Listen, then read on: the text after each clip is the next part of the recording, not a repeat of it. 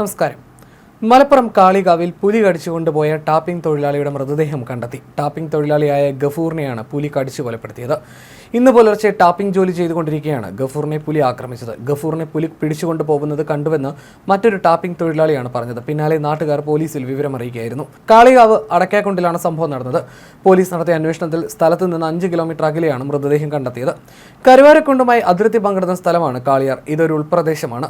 റോഡിൽ നിന്ന് 5-6 കിലോമീറ്റർ ഉള്ളിലുള്ള പ്രദേശമാണിത്.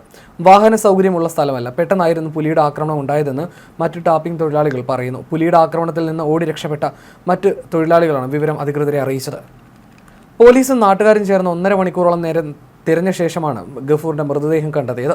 വന്യജീവി ശല്യമുള്ള പ്രദേശമാണിത്. എന്നാൽ അടുത്തിടെ ഒരാളെ വന്യമൃഗം ആക്രമിച്ച് കൊലപ്പെടുത്തുന്നത് ഇതാദ്യമായിട്ടാണ്. സംഭവത്തിൽ നാട്ടുകാരുടെ ഭാഗത്തു നിന്ന് വലിയ തോതിലും പ്രതിഷേധമുയർന്നിട്ടുണ്ട്. പുലിയുടെ സാന്നിധ്യം സംബന്ധിച്ച് നിരവധി തവണ വനവകുപ്പിനെ വിവരം അറിയിച്ചിരുന്നു. എന്നാൽ കാര്യമായി ഇടപെടൽ നടത്തിയിട്ടില്ല എന്നാണ് നാട്ടുകാർ ആരോപിക്കുന്നത്.